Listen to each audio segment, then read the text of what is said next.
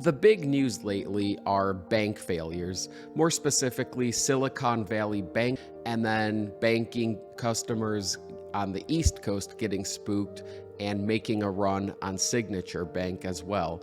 These are two major banks. We really haven't seen anything like this since the financial crisis of 2008. So, what the heck is happening and what does it mean for us? But before we get into that, today's video is brought to you by Kirkland brand energy shots, the shot that'll give you the energy to shoot your shot. You can find them in a Costco near you. So banks take in customers' money and they'll pay their customers, say 1% to park their money there.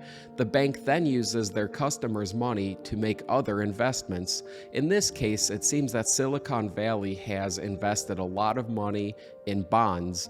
Back in 2020 and 2021, when bond rates were really low, Silicon Valley made the decision to invest in these financial instruments. Bonds are safe financial instruments. Are pretty much guaranteed or as close to being guaranteed investments as you can get. But the problem is this little thing called inflation that we've experienced over the past year or so. As the Federal Reserve has hiked their interest rates, this coupled with inflation have caused bond rates to skyrocket.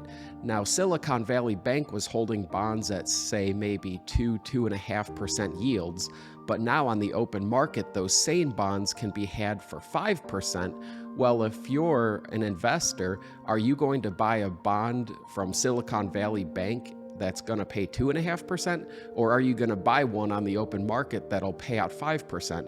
The correct answer is 5%. So I guess some Silicon Valley banking customers caught wind of their exposure to these low yield bonds, and as such, that spooked them. So when banking customers get scared, they run to the bank and they ask to withdraw all of their money. Now, it wasn't just a few people who did this, it was a lot of customers. And keep in mind, Silicon Valley Bank's customers were startups. Again, Silicon Valley, there's a lot of money floating around there. So a lot of tech startups and hedge funds and other big companies with a lot of liquid cash were all of a sudden lining up to take their cash out.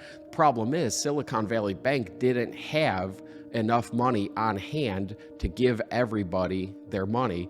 So this further exasperated the situation to the point where they told their depositors, we don't have your money, we can't give it to you. So that's when the FDIC stepped in, took over control of the bank, and that's where FDIC insurance comes into play. The federal government guarantees deposits up to $250,000 per client. But again, a lot of these accounts had millions of dollars in them. Good news is that the government is going to make everybody whole. Anybody who had money with Silicon Valley Bank is going to receive every penny of what's due to them. The government has guaranteed that. Same goes with Signature Bank.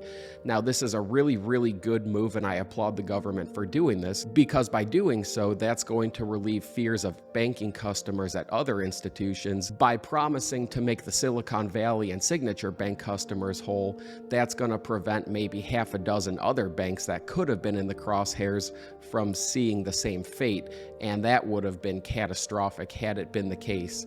Don't know where the money's coming from to make the depositors whole. It's probably going to be the taxpayers, but I'm okay with that because we're not bailing the banks out, we're bailing the American citizens out who had money in those banks. And by doing so, it'll hopefully stop the bleeding.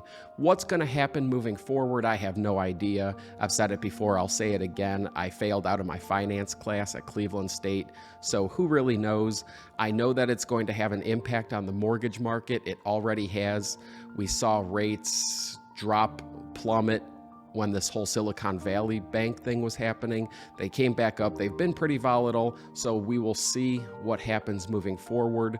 My prediction is that the Federal Reserve is going to start tapering off their rate hikes because they knew that they were going to break things, and things are finally starting to break. And as such, I think that Chairman Powell is going to start easing on those rate hikes, and that's going to give some relief to the mortgage market and home buyers moving forward. At least that's what I'm hoping for. I'm going to be optimistic here. I'll be glass half full today. That's a summary of events that has occurred as I understand them. There's people out there who are a lot smarter than me, who know a lot more about this, and I encourage everybody to do more research on it because it's really, really important to understand what's happening and how it impacts you. I hope I was able to explain this a little bit in a way that makes sense. Thank you so much for watching. Have a great day.